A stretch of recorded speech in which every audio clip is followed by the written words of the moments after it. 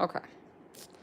So real quick, I just wanted to talk about how I am breaking my fast. Sorry, I'm gonna have to do it like this. Um, this isn't everything I'm breaking my fast with, but I really wanted to go over how I'm gonna break my fast, the research I found online also. Um, so let's go ahead and get into it.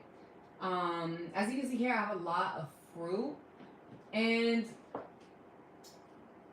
when I was doing research online on how to break my fast, which I did a lot of research on this because I was super eager to break my 21-day water fast. Um, there are a lot of different mixed opinions about what you should eat, what you shouldn't eat, um, and what you should do, what you shouldn't do. Oh my God, no! See, the fruit fly is already coming out. Anyway, but like I said, as you can see, there's a lot of fruit here, but I'm very picky about the fruit.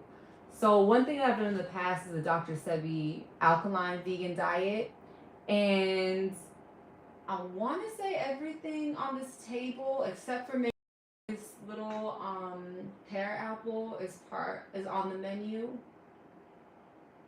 Maybe the squash isn't on the menu either, and the kimchi. But but I just really wanted to stick with foods that I knew were going to be alkaline and that were going to help replenish my body, but without filling it with sugar. Because I was watching a video on some other nutritionist, I don't know, workout guru expert, and he was saying that the one thing that you don't want to do is fill your body up with sugar.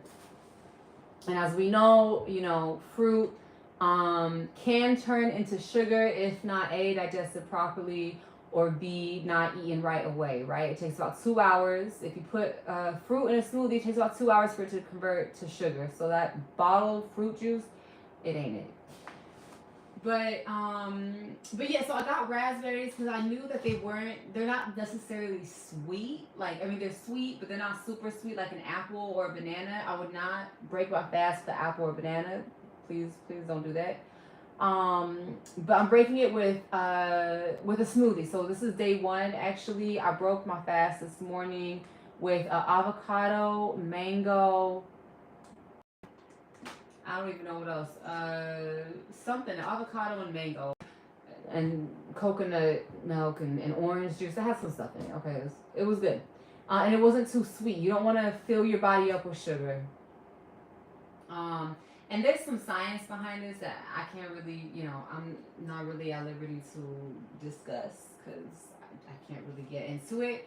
But maybe I'll link in the description below another video on like the nutritional aspect of it, because this one dude, he's really into nutrition, and he kind of breaks down why you don't want to break your fast with sugar and why you don't want to break your fast with a lot of fruit, which is why I include avocado. So today, except for this evening, I'm gonna eat mostly fruit and avocado smoothies. I might actually just make like a little avocado dish for myself.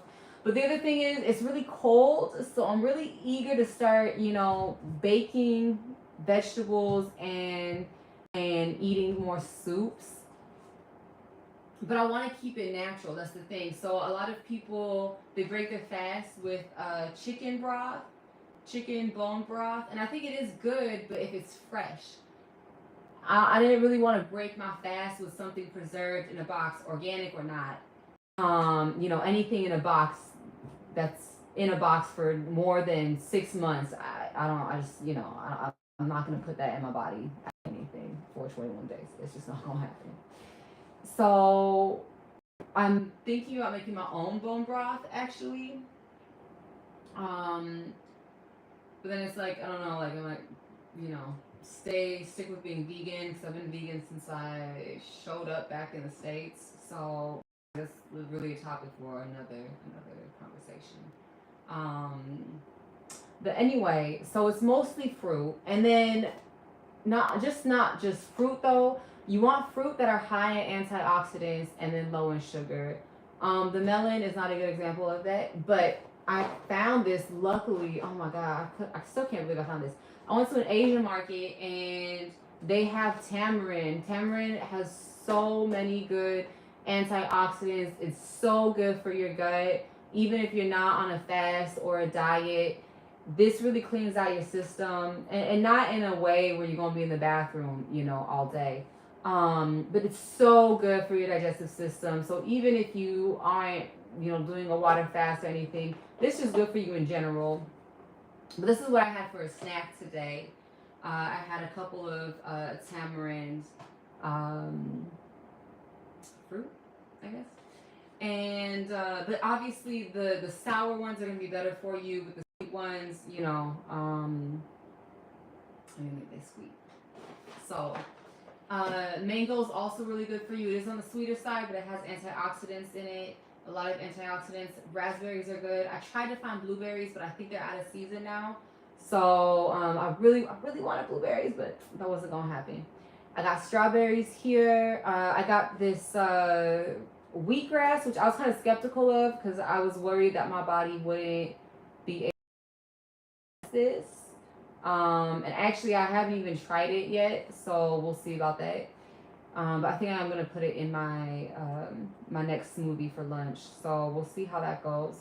But like I said, it's cold. It's what is it? It's October. I'm in the north of the United States, so I want warm food. For me, drinking the smoothie. If you saw my video on that, my lips turned purple. So I need to stick to warm foods. And not just that, even with Chinese medicine, I have allergies. Oh, I forgot to mention that too. All of my allergies, I never got sick. I remember there was like 2 weeks ago, my whole people I was surrounded by were sick, and I never got sick, not even once. So yeah, that was amazing. Flu season, I mean, the 21-day water fast is great for flu season. But I need to eat more warm foods. I never had allergies, so I have really bad allergies. I never had allergies. That was kind of important. But when I eat this, I'm gonna bake it and then I'm gonna make it into a soup. And I am gonna admit I might actually eat this today because, like I said, I need something warm. I need something warm. The smoothie. If you're in a tropical or warm area, I would stick to fruit the first 3 days. But since I'm in a more warmer environment, I mean, I'm not about to cook mango and eat it. Like, no, I'm not. I ain't doing that. So I might have to eat veggies or I guess squash this evening. We'll see how I feel. But this is basically it. I have kimchi here because like fermented foods are really good for the digestive system also. But I probably won't eat this until about day 4. And if you want to see the whole week, I think I broke down the whole menu for this week in another video. Y'all can check that out. But yeah, I think or maybe I'll make kimchi soup. So maybe in 2 or 3 days. But it's really hard. I think for me the biggest challenge is that I am hungry. My body wants nutrients, and I really have to control it and say no. We gotta slow down. We gotta eat small portions. Like my stomach was ready. I mean, it's been ready. Okay, it's been ready. But yeah. But this is what basically I'm eating for the first 5 days of my fast, and this is what I recommend. Like I said, it's more ideal if you're in a cold environment or a hot environment to stick with the fruit. But you don't want to make a high sugar intake. So that's why I have so many avocados here, because it gives me protein and healthy fats. And so it's going to balance out with the fruit that I have. And this is just to get some greens in there. Again, I don't know how my stomach's going to react to this. I've eaten it before, and usually actually this is the first thing I eat in the morning with my smoothie. So I think it should be fine. I think it should be fine.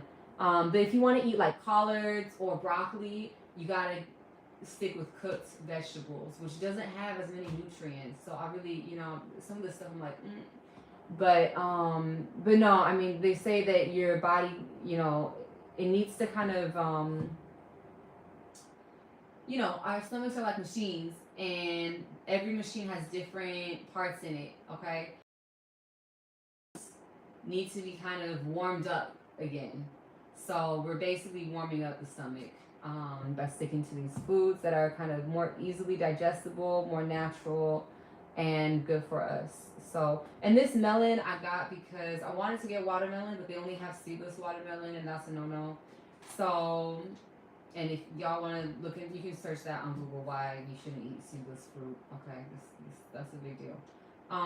But I got this melon because it does have more water than a lot of the other fruits here on this table, and it was the closest thing I had to watermelon.